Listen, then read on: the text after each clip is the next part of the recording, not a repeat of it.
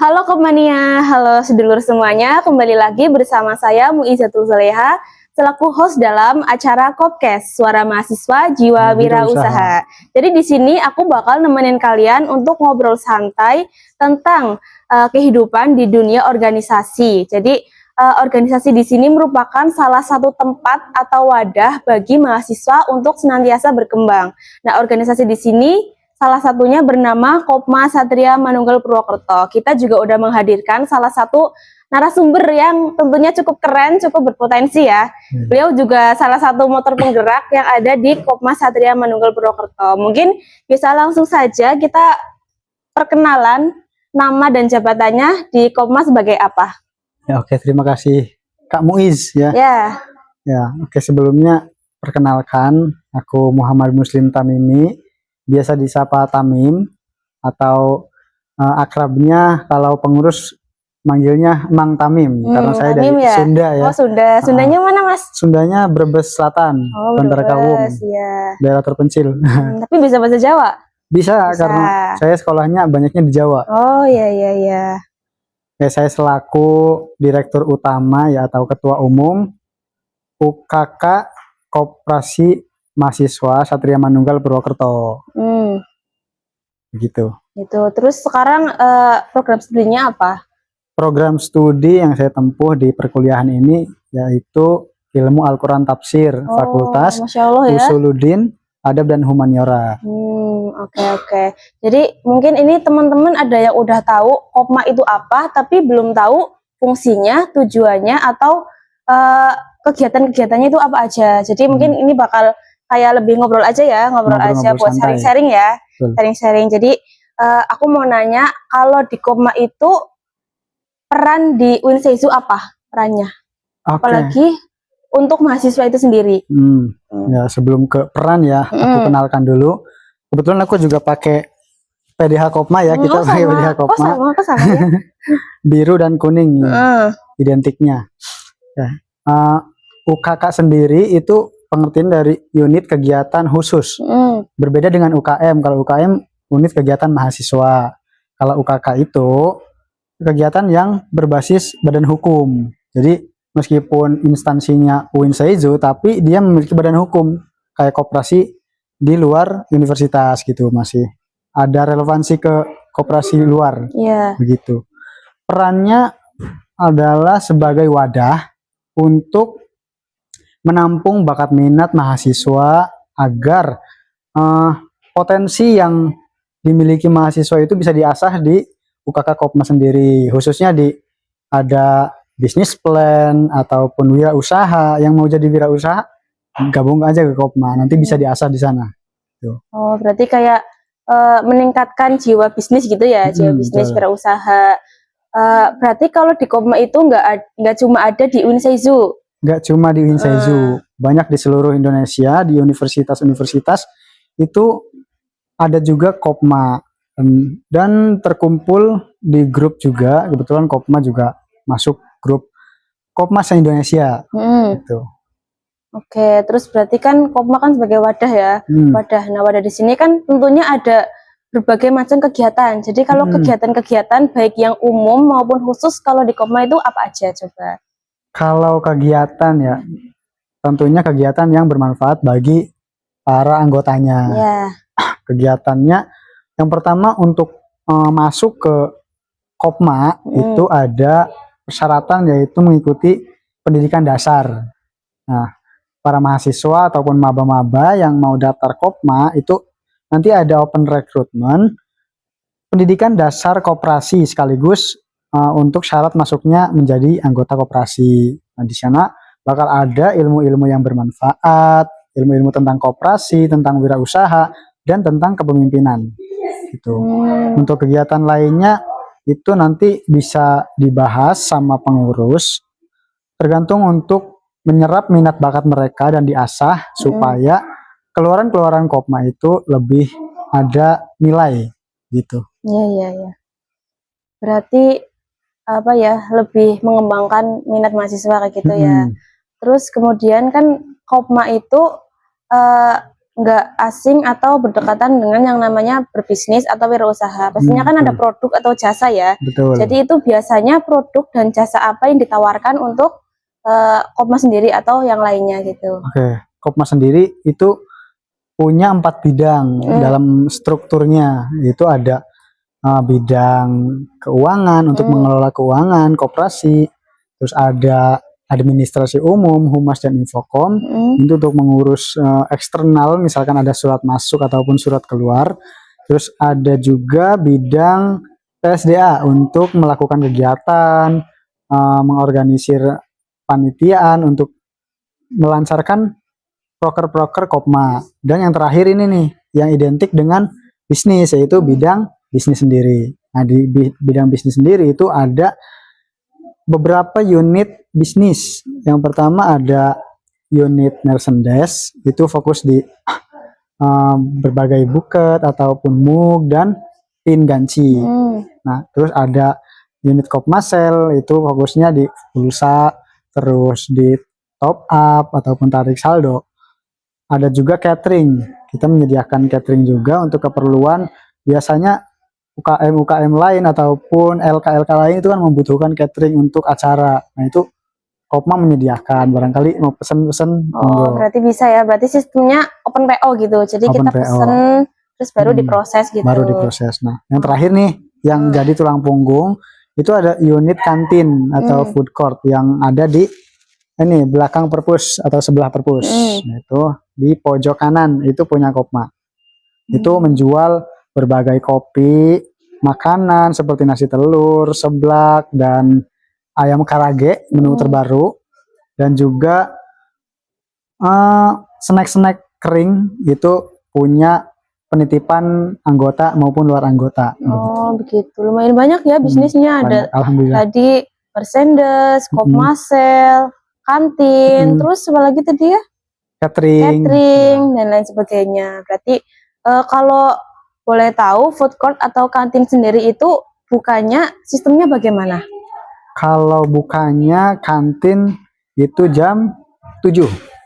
Jam 7 sampai jam Isya, jam 7 kembali, jam 7 malam. Oh, berarti lama ya, dari pagi sampai malam. Itu yang jaga satu orang atau bagaimana nih sistemnya nih? Itu yang jaga kita jadwal, karena jadwal. Kita pengurusnya banyak dan anggota banyak, jadi kita mengatur jadwal supaya mereka juga tidak terganggu perkuliahannya, tidak terganggu aktivitas yang lainnya. Jadi kita jadwal sesuai jam kuliah. Misalkan jam 6.45 sampai jam 8:30 itu ada yang kosong, itu yang ngisi mahasiswa yang nggak kuliah. Oh gitu. Begitu, berarti nanti udah misalkan dia kuliah jam 9:30-nya, jadi ada yang penggantinya gitu. Berarti udah terstruktur ya, terjadwalnya udah ada. Jadi nggak membebani pengurus-pengurus. Tadi kan udah dijelasin kalau ada berbagai macam bidang, terus saya dengar tadi ada keuangan. Nah, keuangan, berarti keuangan itu masuknya ke bidang ya, bukan ke BPH. Ke bidang. Kenapa kok bisa masuk ke bidang, nggak masuk ke BPH gitu? Kenapa kok keuangan nggak sekalian aja ke BPH bendahara ya? Karena Kopma sendiri untuk memegang uang yang banyak cabangnya itu perlu adanya ekspansi struktural. Jadi pengelolaan yang terorganisir itu membuat kita mudah untuk laporannya. Kan ada pemasukan dari unit-unit bisnis, pemasukan dari sewa-sewa yang peralatan admin home seperti ada pataka, terus bendera, toa, itu kan kita menyewakan untuk luar UKM. Nah, itu pemasukannya kita kelola di berbagai divisi di keuangan. Oh begitu, berarti emang udah tertata ya, tertata. Terus karena Kopma sendiri berada di bawah naungan UIN Saizu Purwokerto, betul? Betul. Jadi itu siapa saja sih yang bisa masuk sebagai anggota? Apakah anak-anak S2 atau hanya S1 aja gitu? Oke, bentar saya minum dulu. Boleh. Untuk anggota yang bisa masuk Kopma sendiri itu, karena ini masih di bawah instansi ya, jadi kita fokusnya ke mahasiswa baru ataupun mahasiswa aktif UIN Saizu, baik itu semester 1 ataupun semester 3, 5 itu bisa masuk. Oh, berarti semester 5 masih bisa? Masih bisa. Oh iya. Kalau misalkan semester 5 ini gabut, ngerjain skripsi gabut juga kan, nah, gabung Kopma aja, nanti penghasilan ada, ya meskipun tidak banyak, tetapi untuk mengisi waktu luang. Nah kalau untuk misalkan udah lulus nih, masih bisa join nggak ke Kopma? Nah itu masih bisa, dengan cara dia daftar menjadi anggota luar biasa, gitu. Karena peraturan di ADART itu ketika sudah lulus kuliah ataupun lulus dari universitas, itu otomatis sudah keluar dari anggota, udah tidak menjadi anggota. Nah, kalau mau lanjut ke anggota lagi, dia menjadi anggota luar biasa dengan cara mendaftar dan membayar SPSW. Gitu. Tapi kalau misal nih, kan menjadi mahasiswa antara semester 1 sampai 8 gitu kan, berarti menjadi anggota biasa. Nah, terus ketika lulus dia masih mau menjadi anggota luar biasa. Jadi apakah harus membayar SPSW itu atau udah termasuk yang anggota biasa gitu? Itu tetap membayar SW-nya. Jadi yang simpanan wajib itu setiap bulan kita masih menarik 5.000 per bulan. Jadi kecil ya. Itu bisa jadi investasi kita ke depan. Dan meskipun sudah lulus, tetapi kalau dia mengikuti kegiatan itu tetap dihitung poin keaktifan. Jadi saat periode akhir itu ada SHU, dia akan dapat SHU di akumulasi poin-poin itu. SHU itu berarti tergantung keaktifan kita gitu ya? Tergantung keaktifan. Boleh. Sangat luar biasa sekali ya. Berarti emang dari anggota untuk anggota gitu ya? Dari anggota untuk anggota. Siap. Terus ini kan Kopma ya. Tadi kan udah dijelasin ada berbagai macam bidang, terus ada PSDA kalau nggak salah ya tadi. PSDA. Nah, PSDA sendiri itu sebagai apa? Kayak PSDA itu sebagai singkatannya PSDA nih, yang belum tahu, itu pengembangan sumber daya anggota.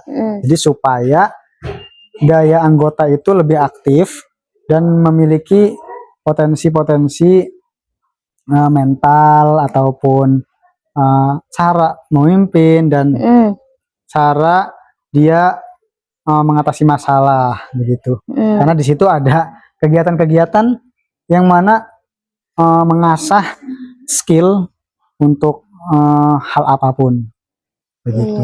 Mengasah skill berarti ya. Berarti itu merupakan salah satu manfaat ya. Manfaat juga. Berarti kalau secara umum nih atau secara keseluruhan manfaat atau tujuan bergabung di Kopma sendiri itu apa?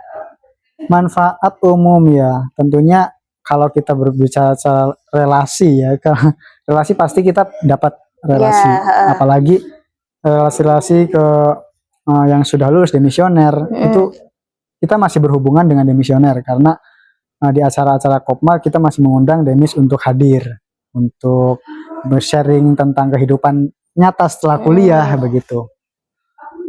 Oke.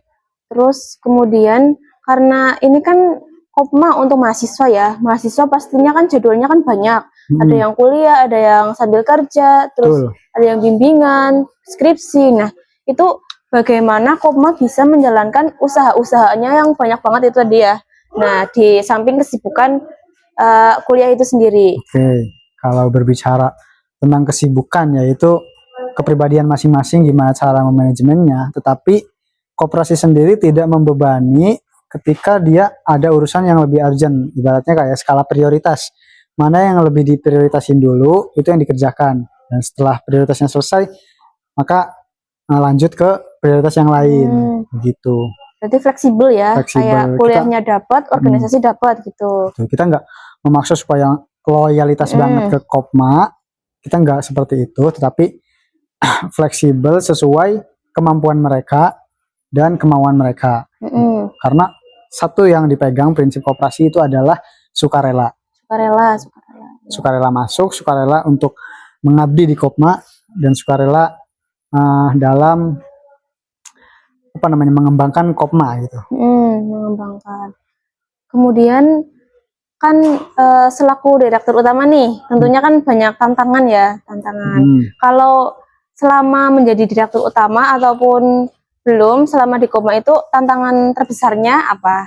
Oke, ini berarti berbicara sejarah saya pribadi ya. Ya boleh curhat aja nggak apa-apa Kak. Nah, sebelum saya jadi direktur utama ya, saya fokus di bidang bisnis, yaitu usaha dagang di unit kantin. Itu jujur sangat awal-awal saya sangat bingung untuk manajemen waktu antara jaga atau kuliah atau aktivitas lain gitu. Nah itu di situ saya agak kewalahan. Setiap hari harus ke kantin, setiap hari harus kuliah, dan setiap hari harus aktivitas yang lain. Itu di semester awal. Nah, setelah terbiasa di semester 4 ataupun 6, itu saya mulai, jadi kita harus mengatur dari awal juga gitu. Jangan mengalir seperti air, tetapi kita ada perencanaan-perencanaan supaya semuanya bisa tercapai. Nah, setelah saya jadi direktur utama, tantangan terbesar adalah pastinya ya ketua umum itu memikirkan bagaimana kader-kader yang di bawah itu supaya mereka ada peningkatan dan melanjutkan jabatan-jabatan yang nantinya akan digantikan gitu. Oh iya. Gitu. Oh, berarti kayak memikirkan yang lain gitu ya, berarti. Memikirkan anggotanya untuk dikader. Oke. Berarti cukup berat ya? Cukup berat sekali. Tapi sanggup? Insya Allah sanggup dengan berapa puluhan pengurus dan ya udah 100 ya anggota. Itu cukup berat untuk seorang ketua umum memikirkan sendiri. Tapi di Kopma sendiri itu tidak sendirian. Kita bekerja bersama-sama untuk mengkader supaya Kopma ini tetap berlanjut gitu, nggak mati. Oke. Berarti Kopma kan ini udah dari lama ya, lama. Tentunya dari tahun ke tahun itu pasti ada perubahan atau perkembangan. Nah dari segi program atau proker mungkin atau apa ya perkembangan itu dari tahun ke tahun itu bagaimana? Khususnya di tahun ini gitu. Oke, ya ini flashback ya, berarti Kopma sendiri itu berdiri tahun 1992, tepatnya di tanggal 5 Mei, itu milad Kopma ya. Baru kemarin berarti ya? Baru kemarin kita mengadakan milad ya, di TESDA. Itu malam puncaknya di TESDA, di luar. Kita asik-asikan. Nah, untuk perkembangan sendiri itu di tahun silam itu Kopma hampir saja itu tidak ada kegiatan, mungkin karena tabrakan dengan fenomena-fenomena seperti COVID itu mengharuskan nonaktifnya kegiatan kan.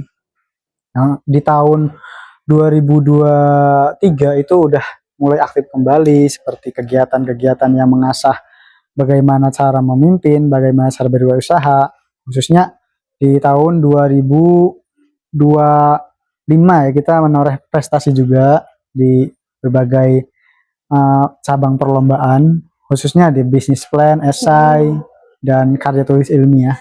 Itu di 2025 cukup banyak, ada sekitar 7 apa 8 prestasi. Dan di tahun sekarang itu perkembangan prestasi, kita baru saja menjuarai bisnis plan yang dilaksanakan oleh Kopma Patawa. Oh, berarti cukup banyak ya, ada 7, terus sekarang juga ada lagi.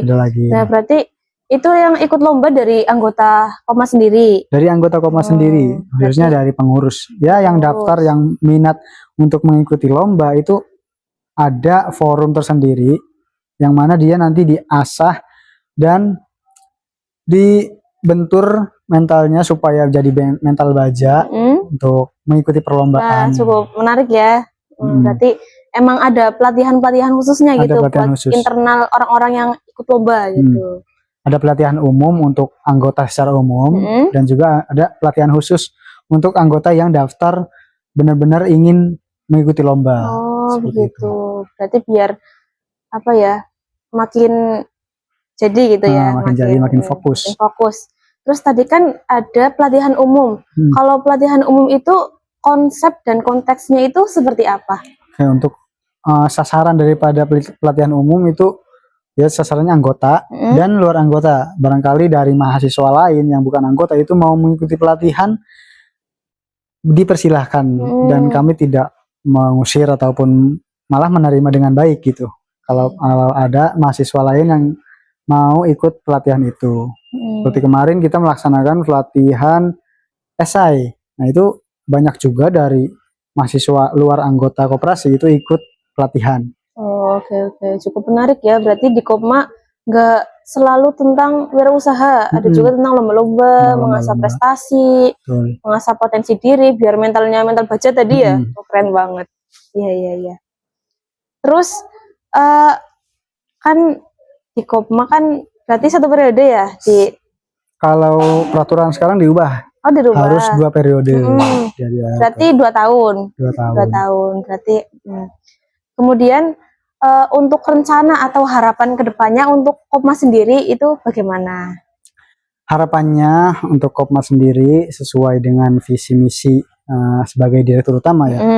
Harapannya Kopma ini menjadi wadah yang bermanfaat bagi anggota ataupun pengurus supaya nanti setelah lulus mereka tidak lagi bingung untuk gimana arah kedepannya, arah kehidupannya. Jadi dia udah punya bekal bila mana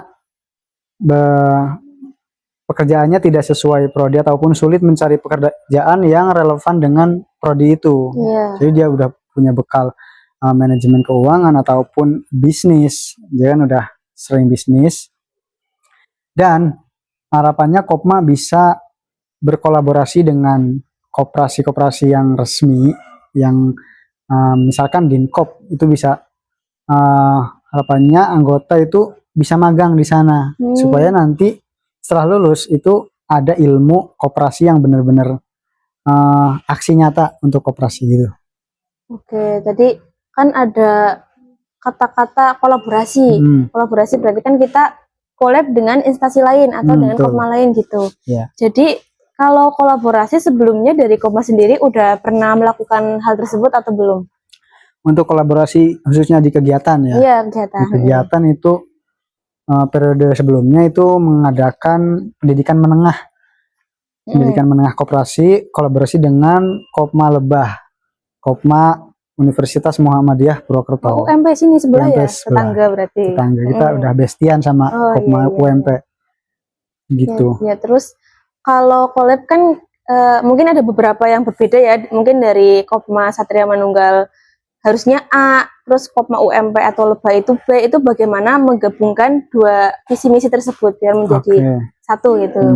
Sebelumnya kita mengadakan pertemuan BPH Kopma Winseju dengan BPH Kopma UMP untuk membentuk struktur kepanitiaan Dikmen agar nantinya bisa bersama kita rapat membangun gimana Dikmen ini mencetak anggota yang bakal dikader jadi pengurus gitu, dan ilmu-ilmu yang matang, dan kita juga menghadirkan pemateri-pemateri yang sangat profesional ya.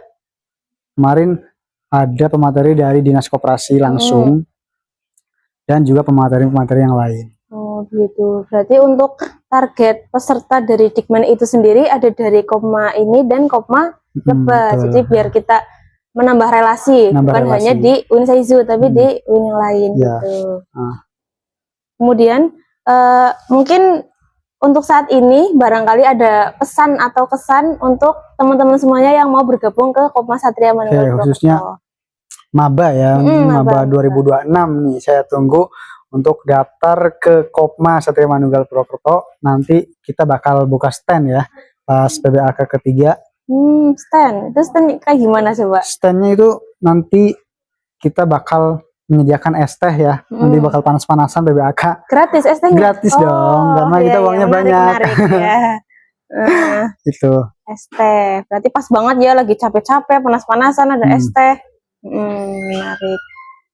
Dan nanti kita juga mau ada ya pertunjukan dari Kopma. Jangan lupa kalau lihat warna biru sama kuning itu berarti Kopma Satria Manunggal Purwokerto. Oke. Terakhir mungkin barangkali dari Masnya selaku direktur utama ada closing statement. Closing statement ya. Oke. Jangan membawa kesibukan pribadi ke dalam organisasi. Tetapi bagaimana cara kita memanajemen kesibukan itu menjadi suatu solusi. Oh, berarti profesional ya, intinya profesional. Oke, keren sekali. Begitu closing statement dan pembahasan dari direktur utama kita, Mas Muslim Tamimi ya. Muslim Tamimi ya. Tadi udah dijelasin banyak banget terkait Kopma ya, dari mungkin teman-teman yang tadinya belum tahu sekarang jadi udah tahu gitu. Oh, kalau nggak salah di Kopma itu ada jargon ya? Ada. Coba gimana, boleh dicontohin? Angkat tangan kanannya. Oh, angkat tangan. Tangan kan dua, tangan kiri? Tangan kanan. Oh, kanan. Oke. Nah, kalau saya bilang bravo, nanti teman-teman jawab bravo. Oke. Gitu. Sampai 3 kali, nanti yang ketiga kali, bravonya 3 kali. Oh, berarti 3 ya sunnah Rasul. Betul. Oke. Yuk, kita mulai. Oke, siap. Bravo Kopma. Bravo. Bravo Kopma. Bravo. Bravo Kopma. Bravo, bravo, bravo.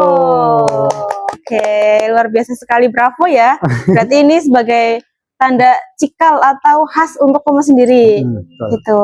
Oke, terima kasih untuk penjelasannya ya Mas Tamim. Sama-sama. Mungkin itu aja dari saya, cukup sekian. Barangkali ada kesalahan mohon dimaafkan. Assalamualaikum warahmatullahi wabarakatuh. Waalaikumsalam warahmatullahi wabarakatuh.